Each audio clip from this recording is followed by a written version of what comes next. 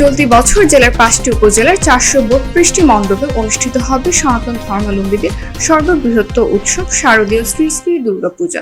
ইতিমধ্যে মণ্ডপগুলোতে প্রতিমা তৈরি সম্পূর্ণ করা হয়েছে। অধিকাংশ মন্দিরে প্রতিমা রং করার কাজও শেষ হয়েছে। বাকি মণ্ডপগুলিতে দেবী দুর্গা প্রতিমা রঙের কাজ করছে প্রতিমা শিল্পীরা। শেষ মুহূর্তে গেট নির্মাণ, আলোকসজ্জা সহ বিভিন্ন কাজে ব্যস্ত সময় পার করছেন মন্দির সংশ্লিষ্টরা। এবছর পূজা নিয়ে শুরুতে সনাতন ধর্মাবলম্বীদের মনে শঙ্কা থাকলেও জেলা প্রশাসন, পুলিশ প্রশাসন ও সেনাবাহিনীর পক্ষ থেকে পূজা সুষ্ঠুভাবে সম্পন্নের লক্ষ্যে ব্যাপক প্রস্তুতি গ্রহণ করায় চারদিকে উৎসব বিরাজ করেছে। সেনাবাহিনীর সদস্যরা প্রতিটি মণ্ডপে গিয়ে পরিদর্শন করেছেন ও সনাতন ধর্মাবলম্বীদের সাথে মতবিনিময় করেছেন। জেলা ও উপজেলা পর্যায়ে পূজারী ও সুশীল সমাজের নেতৃবৃন্দের সাথে কয়েক দফা মতবিনিময় সভাও করেছেন প্রশাসন। ফলে উৎসব বিরাজ করছে মন্দিরে মন্দিরে। চলতি বছর জেলার সর্বাধিক পূজা অনুষ্ঠিত হচ্ছে রাজৈর উপজেলায়। এ বছর রাজৈরের 251টি মণ্ডপে দুর্গাপূজা অনুষ্ঠিত হবে। এছাড়াও শিবচরে 44টি, কালকিনিতে 23টি, ঢাসেরে 42টি ও সদরে 72টি মণ্ডপে পূজা অনুষ্ঠিত হবে। এবছর মণ্ডপগুলোতে নিরাপত্তায় পুলিশের পাশাপাশি আনসার সদস্য ও মন্দির কমিটির স্বেচ্ছাসেবক বৃন্দ দায়িত্ব পালন করবেন। প্রতিবারের ন্যায় এবছর শারদীয় দুর্গোৎসবের ব্যাপারে আমাদের সরকার প্রশাসন হিসাবে টিওনো সাহেব, প্রেসিডেন্ট সাহেব এবং সেনাবাহিনী, পুলিশ সবাই আমাদের কাছে সহযোগিতা আশ্বাস দিয়ে গেছে এবং তাদের ফোন নাম্বার দিয়ে দেবে বলে গেছে এবং যখন খুশি তখন তাদের আমরা ফোন দিলেই তারা আমাদের সহযোগিতা করবে।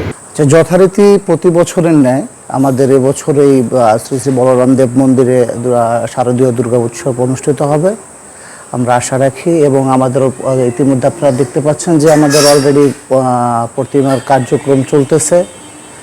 আগামী 9 তারিখের থেকে প্রথম পূজা, পঞ্চমী শুরু, সেই প্রস্তুতি অনুযায়ী আমরা করতেছি। এবং দেশে এখন বর্তমান অন্তর্বর্তীকালীন সরকার আমাদেরকে আশ্বস্ত করেছেন এবং মাঠ পর্যায়ে প্রশাসনিক সেনাবাহিনী এবং বলেন পুলিশ প্রশাসন আছে, তারা মাঝে মাঝে এসে খোঁজখবর নিচ্ছে এবং তারা আশ্বস্ত করছেন যে কোনো ধরনের কোনো বিব্রতিকর পরিবেশ সৃষ্টি হবে না।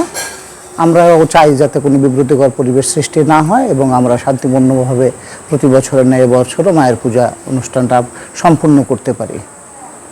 শারদীয় দুর্গা উৎসব সামনে, এইটা নিয়ে অনেক চিন্তার ভিতরে ছিলাম, কারণ প্রশাসন ছিল না মাঠে, সরকার বিচ্ছিন্ন অবস্থায় ছিল। এখন সরকার মোটামুটি তত্ত্বাবধায়ক সরকার গঠন হয়েছে, প্রশাসনও তাদের কর্মস্থলে ফিরে আসছে।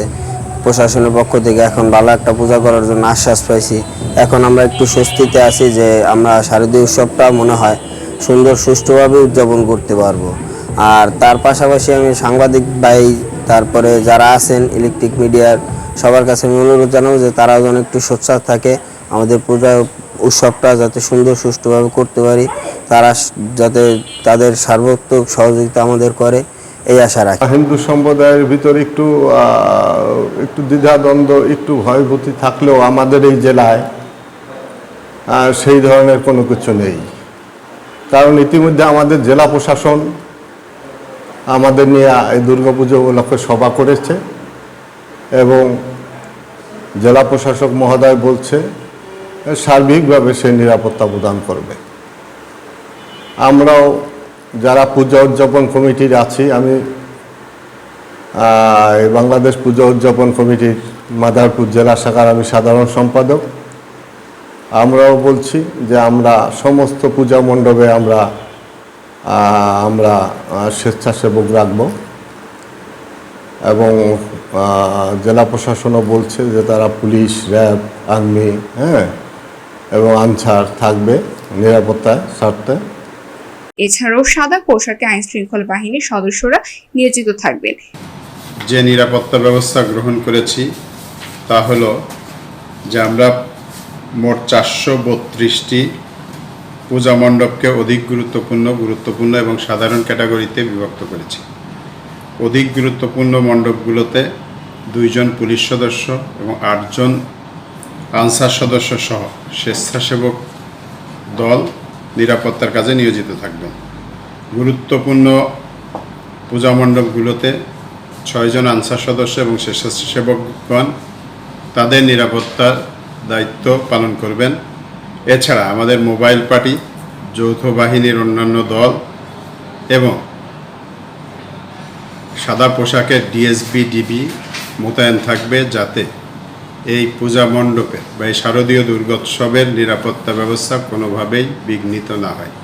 আমরা আশা করছি যে অন্যান্য বারের মতো এবারের শারদীয় দুর্গোৎসবও আনন্দমুখর এবং উৎসবমুখর পরিবেশে নির্বিঘ্নে সমাপ্ত হবে।